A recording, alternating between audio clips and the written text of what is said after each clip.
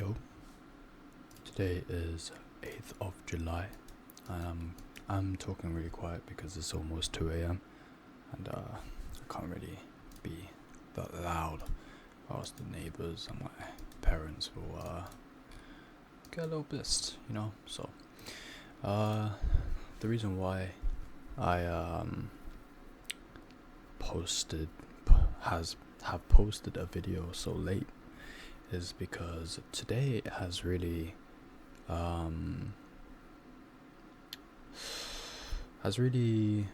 made me a bit confused, should I say. And to be honest, it's not really something to be confused about. It's just bad market conditions, right? But there's always something that wants me to be like, oh, I should have had the right bias or the right thing in my head, right? So we're gonna get started. Why that is. So on the 4 hour, now I was rushing my analysis today because I got home a bit late. I got home at like 2:20, so that's 9:20 a.m. in New York time. So I got home like 10 minutes before, or got on the PC 10 minutes before, and I didn't really give any time into my analysis. I just kind of rushed it basically, and that's kind of what I think is my the reason why I lost today. I think I'm gonna sneeze. So we have a 4-hour inversion, and we've made a 4-hour Valley Gap. We tap into that for Valley Gap here at Sunday Asia session, so Monday open Asia session, and with the 15-minute we have the change in state on NQ, but we don't have that on ES.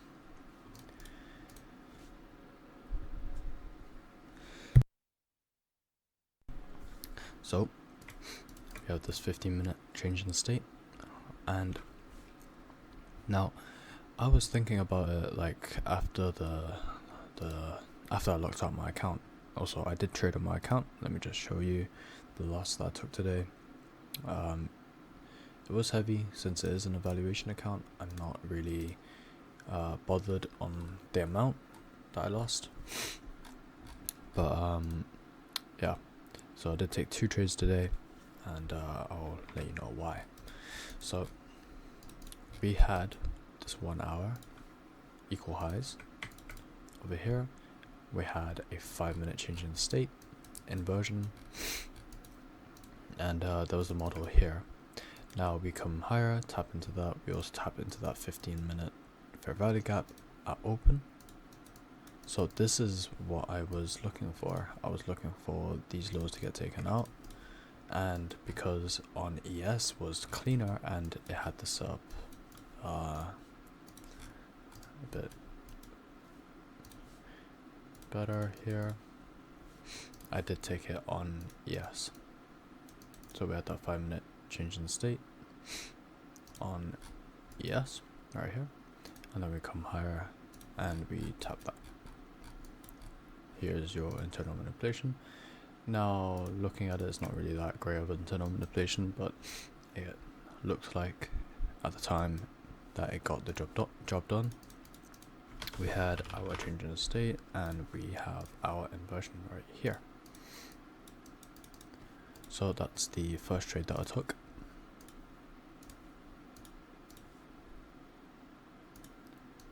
Stop being up here and targeting these lows down here.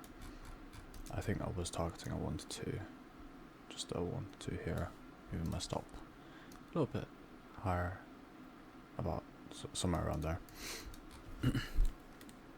So I'll show you the trade, the proof. I did go break even, and the reason being was right here. This is my entry, 20 micros short, and took out most of it at break even, which is right here at this candle. Now the reason why I went break even was that London lows had been taken out by NQ. So I was thinking to myself, if this was a backtesting session, would I replay it to say that I had taken that trade or I had not taken that trade? And I was thinking to myself, I was like, it makes sense for me to go break even at the very least, because NQ had taken out London lows. Now, yeah, like London lows was my target, but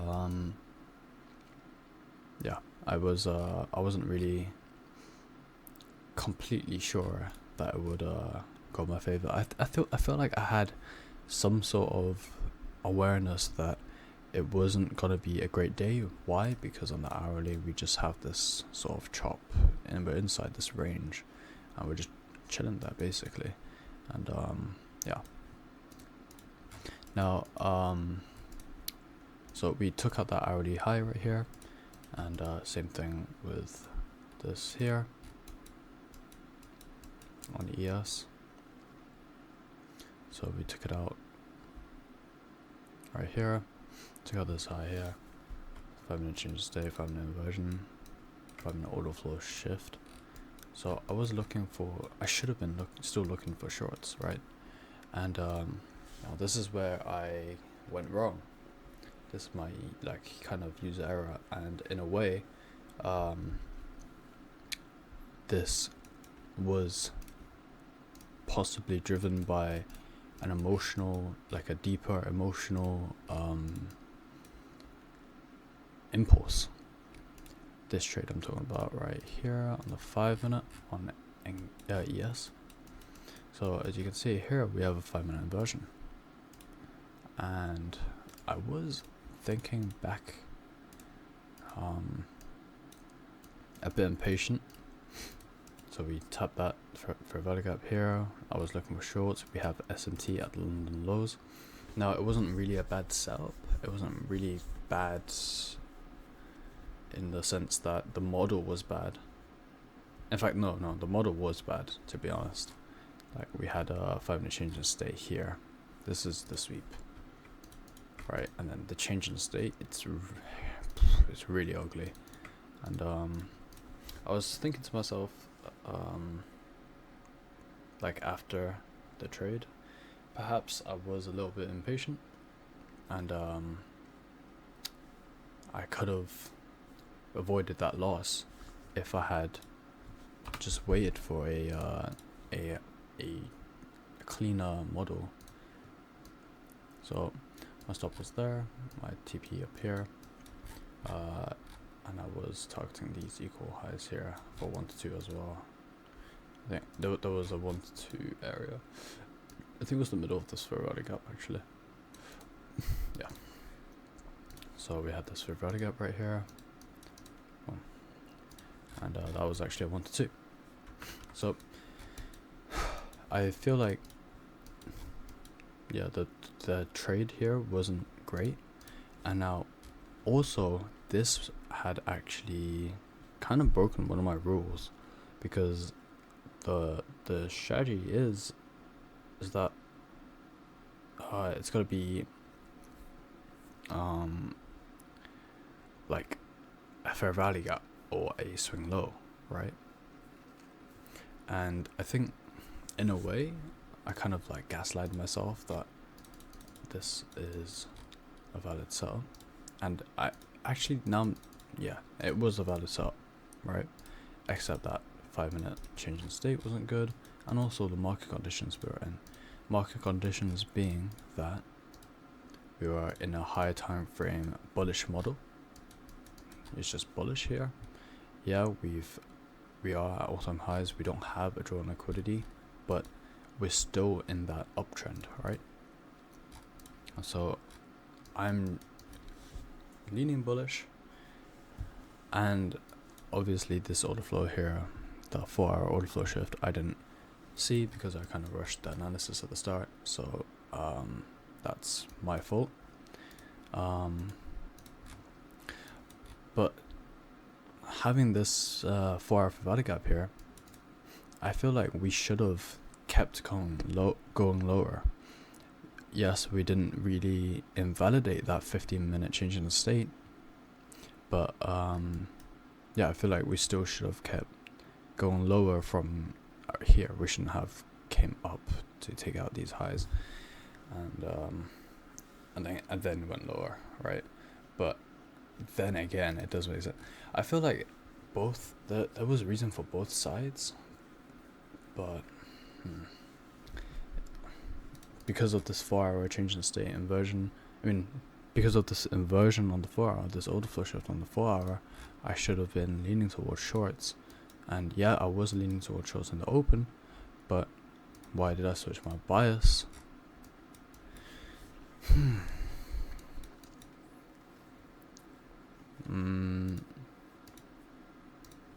And then I don't really know. I don't really know why I switched my bias, to be honest. We had this 5-minute right here. Just well, we didn't inverse, but I want to see that inverse as well. And I realized after that this inversion and this inversion, fair value gap, this one on NQ had never inversed.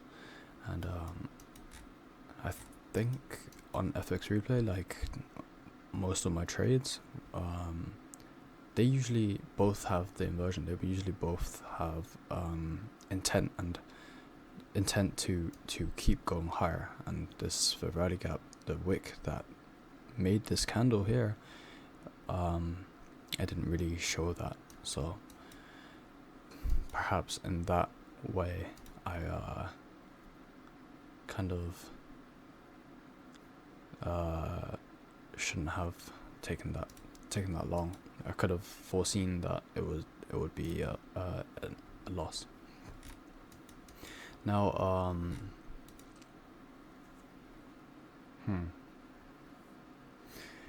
also, having said this hourly low here, once we swept that, I feel like I kind of try and pattern trade it. Like, now the reason why, right, is because pattern trading is really easy, right? It's just seeing this pattern, and then if that happens, then you take a short or a long, right? But that's not what trading is, right? I don't have any narrative behind that trade, okay? But also, I kind of force narrative into the trade, and then I kind of gaslight myself to take the trade, right? And yeah, I feel like that's what happened here today. Now I am gonna obviously backtest a little bit after this. Although it is 1:50, I might actually go sleep and then backtest in the morning. But yeah, I really can't get a grasp on today's price action. Now, then again, we have this just chop on the 5-minute, right? Yeah, I shouldn't have taken any longs. Yeah, I shouldn't have taken any shorts. Or shorts would have been plausible, but longs, not really. I don't really see a reason for longs, right? There isn't any narrative for long now, except this daily order block, this daily fair value gap, and then going to the hourly. We don't really make any change in the states or anything like that for bullish. So in that sense, no, there isn't any narrative for being bullish. Now I feel like maybe I could I'm kind of just ranting here, I'm sorry, but then again, we have this 4-hour range right here, and this could have been the draw, which is these lows right here. Goes to the hourly, and we have SMT at these highs as well. I forgot to mention that just now. I forgot to mention these hourly SMT. Now, I feel like now it's kind of a telltale sign that it's bearish, right? But deep down, like, I feel like I couldn't have really how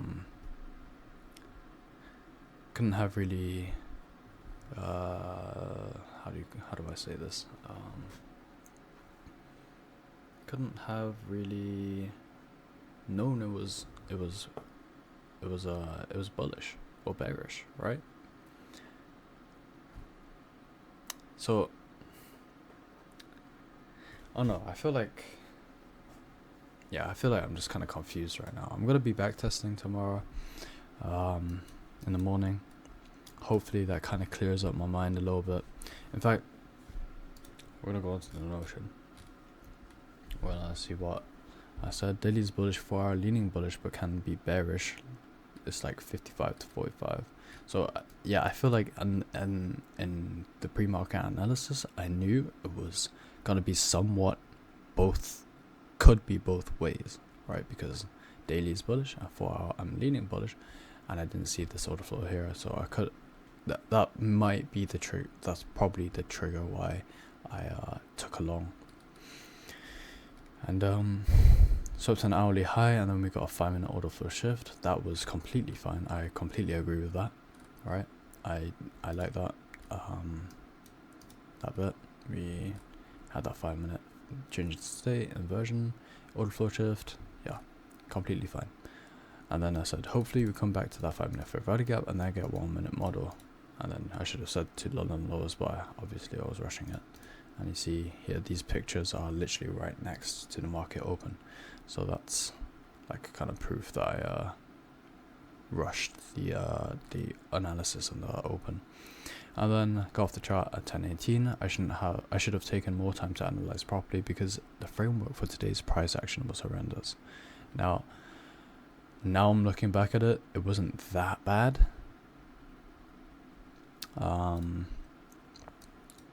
But it was bad. It was bad. High time frame wise, I should have been bearish.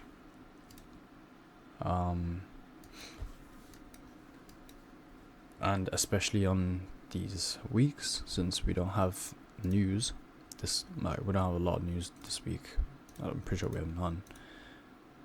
FMC meeting minutes, that doesn't really matter. Thursday, unemployment claims, I kind of like that. Thursday might look pretty good. And yeah, so with that in mind, with that Monday today being no news, I probably should have expected and should have waited for that 5-minute inversion on NQ. Now, yeah, that's kind of what I'm picking up from today's recap. Now I hate saying like it was seek and destroy and like I couldn't really have done anything, but today was genuinely just a bit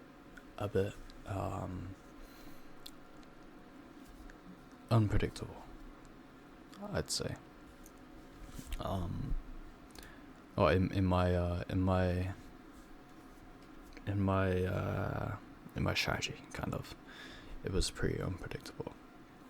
I don't want to kind of overcomplicate it too much. I know my strategy is somewhat profitable. I say somewhat profitable, but I'll show you guys the FX replay, the stats on it.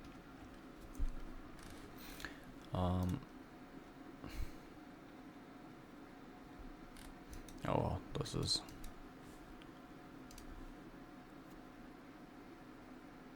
so.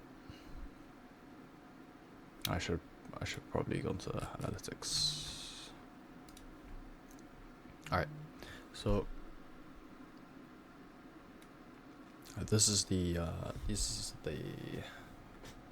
stats for the model I'm trading right now. Now I did replay some trades because I know it was user error and not the strategy's fault. So I wanna have like it.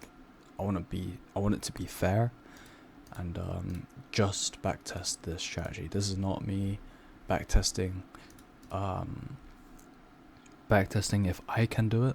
It's more backtesting if the strategy is profitable, not like me, you know. So yeah, there is replay modes on these, and yeah. So, and I've journaled every single one.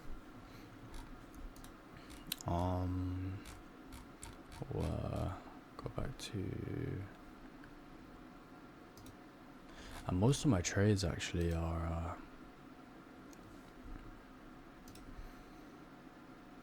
because of, right, like this day is really similar to today, in the sense that we swept an hourly high here, and at the same time we kind of don't really have a reason why we should come lower. We don't have SMT at the highs on ES or NQ, and yeah, so I don't really expect it to come to equilibrium, but it just did, right? We had the 5-minute change in state.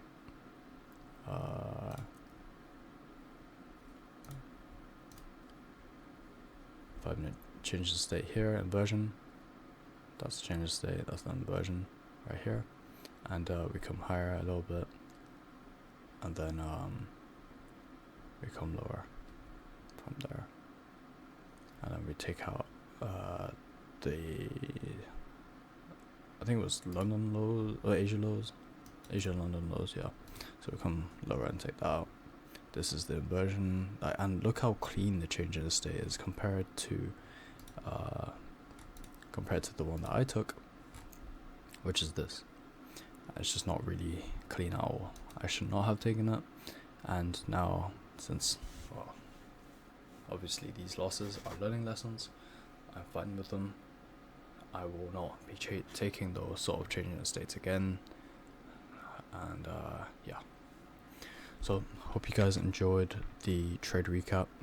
I'll show you the execution for that one as well, actually. So on the 5-minute, this right here is the buy right after the inversion was created, and stopped out around here,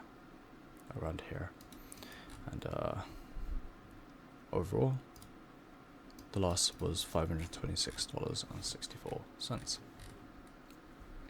Anyhow, hope you guys enjoyed the trade recap. Stay safe. These sort of markets are okay. Peace.